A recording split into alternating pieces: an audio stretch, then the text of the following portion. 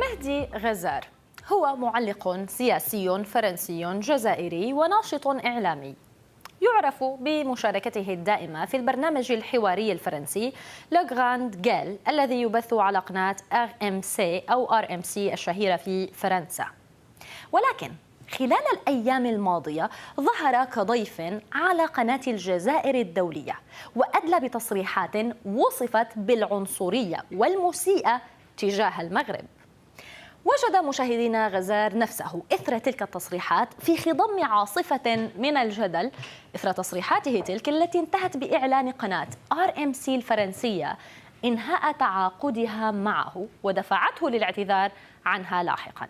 أتى ذلك بعد مشاركته في 25 من أغسطس آب كضيف في برنامج إبدو شو الناطق باللغة الفرنسية والذي يعرض على قناة جزائرية متخصصة في البرامج الإخبارية.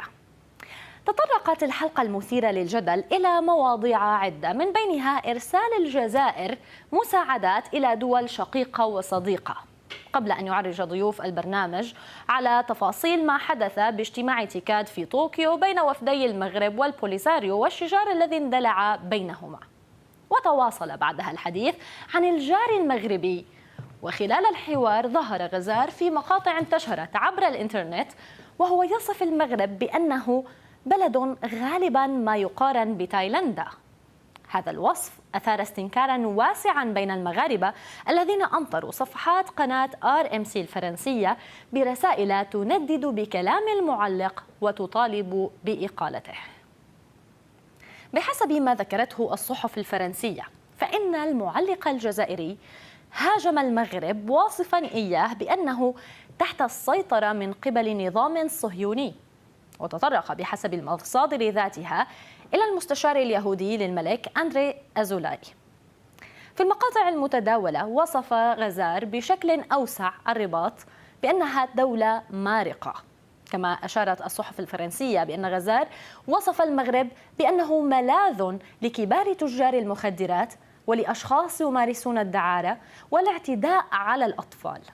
طبعا لم يتأخر الأمر كثيرا حتى أعلنت القناة الفرنسية إنهاء علاقتها بالصحفي والكاتب الجزائري، وذلك في بيان تلاه مقدم برنامج لو غراند جيل على الهواء، وجاء فيه: تبعا للتصريحات غير المقبولة التي أدلى بها مهدي غزار على قناة أجنبية، قررت إدارة قناة RMC وبرنامج لو غراند جيل إنهاء مشاركة مهدي غزار في البرنامج. تتبرأ قناة RMC ومقدمو البرنامج من هذه التصريحات التي أدلى بها بشكل شخصي. هذه التصريحات لا تتماشى مع قيم قناة RMC وبرنامج لو غراند جيل.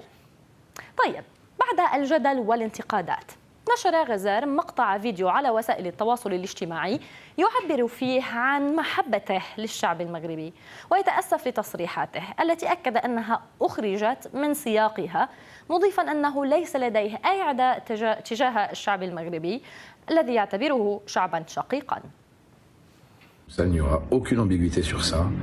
وحتى لا يبقى هناك أي غموض، الشعب المغربي هو شعب شقيق وسيبقى شقيقا، ومن يعرفني يعلم ذلك. لدي العديد من الأصدقاء والشركاء المغاربة الذين أحترمهم ولا أكن لهم أي عداء أو للشعب المغربي. في عمل التلفزي انتقدت الحكومة المغربية مثل ما انتقدت الحكومة الفرنسية عندما يتطلب ذلك، كما انتقدت وهو ما لا تتحدثون عنه العصابة، أو كما كنا نصف حكومة بوتفليقة بالعصابة عندما كانت في السلطة.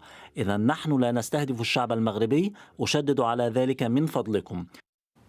على مواقع التواصل تباينت التعليقات بعد الواقعة. مثلا هنا محمد نواس يقول: أعبر عن شجبي واستنكاري الشديدين للهجوم الحاقد والبذيء الذي تعرضت له بلادي ورموزها ومؤسساتها من قبل الجزائري مهدي غزار عبر وسيلة إعلام جزائرية منحطة.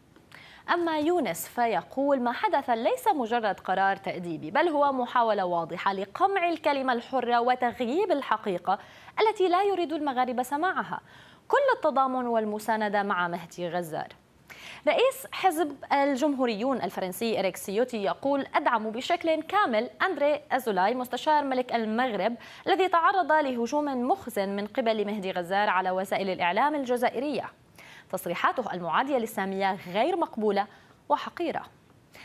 تدوينة رابعة من حساب باسم الوطنيون الجزائريون يقول: للأسف مهدي غزار لم يتحمل الضغط وقام بالمحظور. اعتذاره غير مفهوم وغير منطقي. أنا جد مستاء ومستغرب من هذا التصرف الشاذ الذي لا يعكس شهامة ورجولة الجزائري.